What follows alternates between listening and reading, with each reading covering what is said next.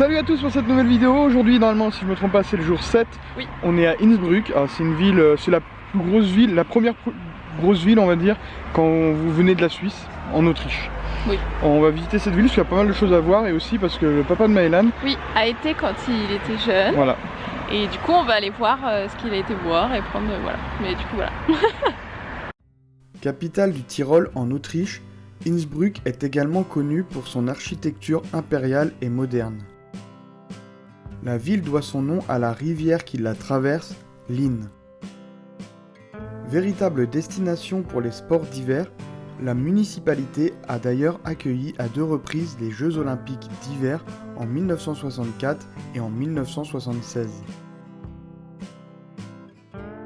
Le Petit Toit d'Or, aussi appelé Goldenes Dachl, est sans aucun doute la façade la plus photographiée d'Autriche.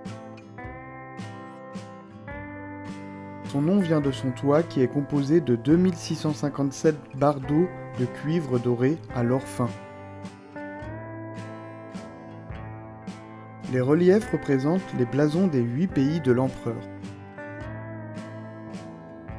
Ce balcon fut commandé par Maximilien Ier en 1500.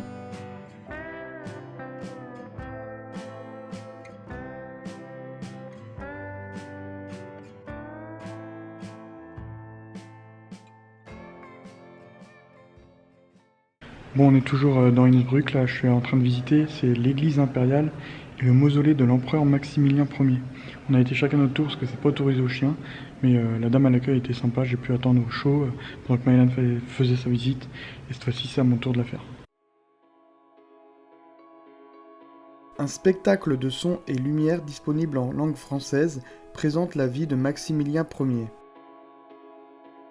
C'est plutôt bien fait et vraiment un plus avant de visiter le reste du monument. Avant sa mort, l'empereur Maximilien Ier s'inquiétait d'être oublié des générations futures. Il fit donc construire de son vivant ce gigantesque mausolée. En réalité, il s'agit d'un cénotaphe. En effet, le corps de l'empereur repose à des centaines de kilomètres d'ici, dans la banlieue de Vienne. Sur les 40 prévues, 28 statues furent réalisées. Elles représentent des personnalités de toute époque, avec par exemple Clovis ou même le roi Arthur. Les premières épouses de Maximilien sont aussi représentées. L'entrejambe de la statue de Rodolphe Ier brille à force d'avoir été touchée par des milliers de touristes.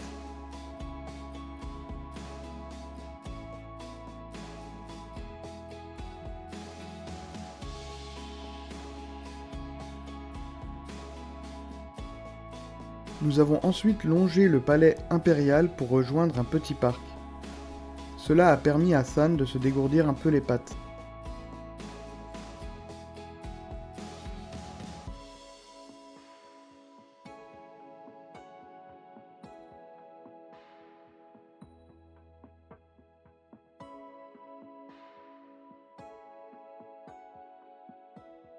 Nous sommes tombés par hasard sur la jolie cathédrale Saint-Jacques.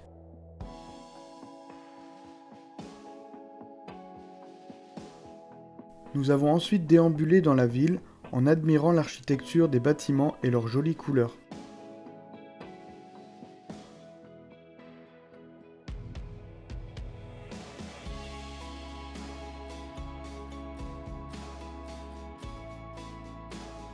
Voici l'arc de triomphe d'Innsbruck.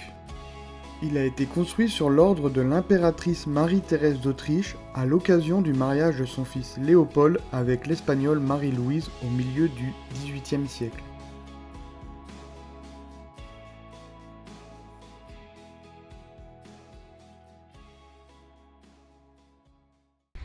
On vient de finir la visite de la ville. Là on a fait un petit peu de route, vraiment un petit peu, puisque comme il y a des embouteillages, on va pas bien vite.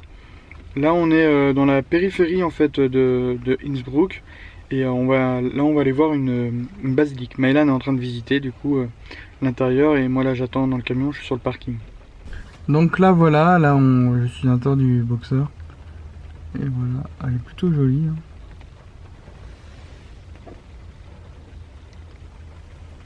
Normalement l'intérieur est encore plus beau. Voici donc la basilique de Wilton. une des plus belles églises rococo du pays. Une grille empêche d'accéder plus près, cependant on peut déjà bien profiter de la beauté de l'intérieur de l'édifice.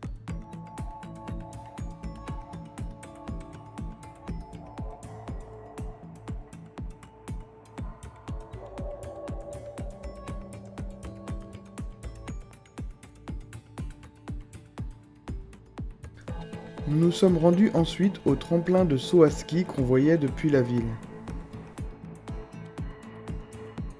Nous n'avons pas visité l'infrastructure, l'entrée était payante.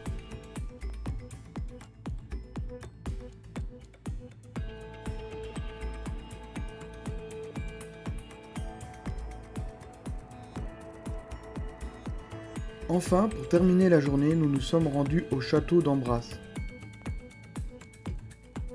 Il s'agit d'une ancienne forteresse médiévale qui fut transformée au XVIe siècle en château style Renaissance. Nous avons uniquement visité l'extérieur du monument, cependant, ayant vu des photos de l'intérieur, je ne peux que vous recommander de visiter le château.